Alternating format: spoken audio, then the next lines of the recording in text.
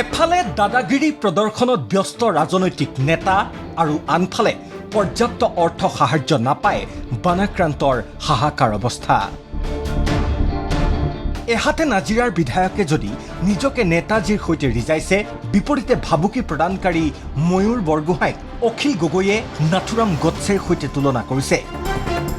তাৰ মাজতে বন্যাৰ্তক চৰকাৰে দিয়া চাদৰ সদৃশ তুলিয়ে সামাজিক মাধ্যমত তুলিছে খলকনি।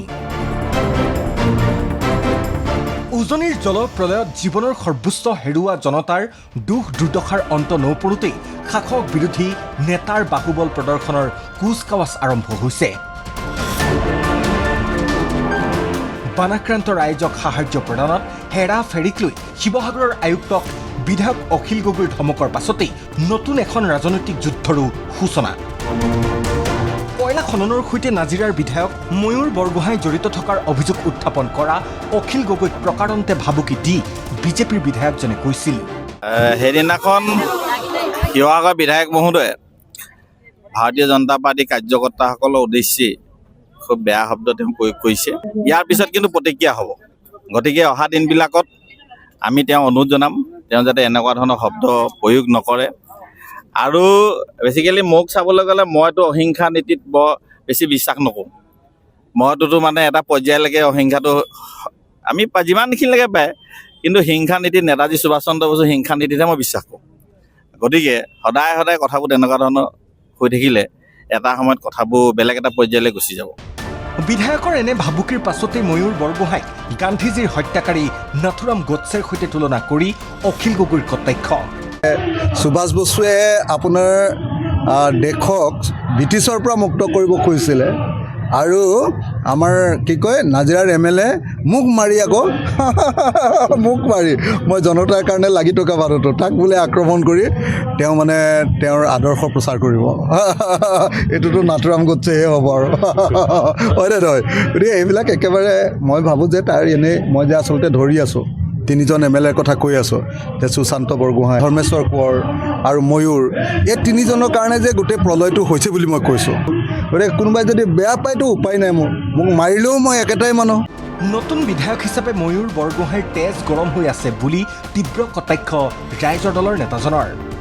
মোৰ নতুন MLA যে আগত সংগঠন কৰিছিলে, গতিকে তাৰ গাটো গৰম হৈ আছে। কয়লা শিলৰ চিণ্ডিকেট কৰা মানুহ এটাই যদি নিজকে নেতাজী সুভাষ বসু বুলি কয়, তেতিয়াহ'লে সুভাষ বসু কোন এই কথাটো নাজানে তাৰমানে, বুজিছেনে নাই? সেইকাৰণে মই ভাবোঁ যে ময়ূৰ সৰু হৈ আছে, বয়সতো সৰু সি, আৰু দ্বিতীয় কথা প্ৰথম MLA, আৰু সি চাগে সংবিধান পঢ়া শুনাও নকৰে। গতিকে যিদিনা ময়ূৰে এই কথাবিলাক বুজি পাব সেইদিনা সি নিজে নিজে পস্তাব।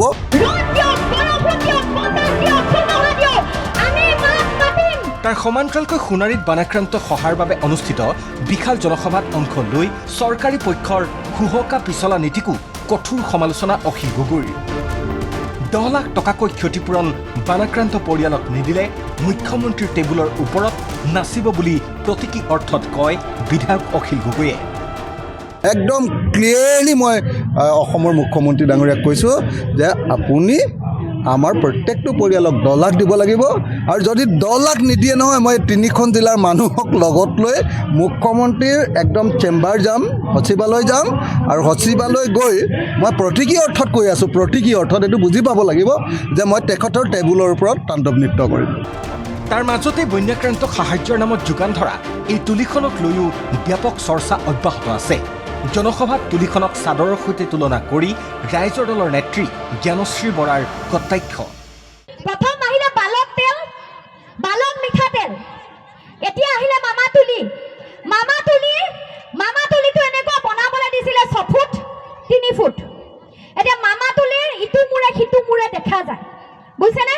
তেওঁলোকে বনাই দিলে 2 ফুট বহল কৰিছে। মানুহটো শুলে মোৰ নিচিনা মানুহজনীয়ে নোজোৰে, শকত মানুহ এটা কেনেকে শুব? দীঘল মানুহ এটাৰ ভৰিকেইটা পৰি থাকে খালীকে, হয়নে নহয়? তাৰ 5.5 কোটি টকাৰ নিবিদা 1 লাখ মানুহ হ'লে আহিছিলে, তেওঁলোকে তাৰ টকাটো খালে বুলি আমি ক'বলৈ বাধ্য। কেলে কম শুনক, যদি তুলিটো তোমালোকে দেখিছিলা এনেকে চাই দিওঁতে ইফালটো সিফালটো দেখি থাকি, তুলিখন এনেকুৱা এফালে কি চাইছে এফালে দেখি থাকি, সেইখন তুলি বুলি কয় নেকি? হা, সেইখন যদি তোমালোকে দেখিছিলা তেতিয়াহ'লে ঠিকাদাৰক মাতি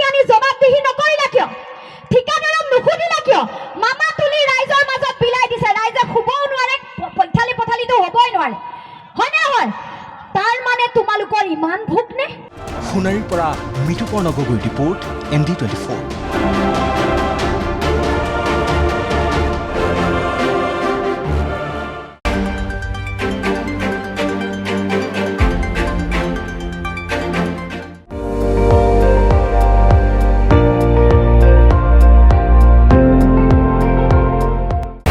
আপুনি চাই আছে ND24 সৰ্বশ্ৰেষ্ঠ নহয় সৰ্বোত্তমৰ দৌৰা।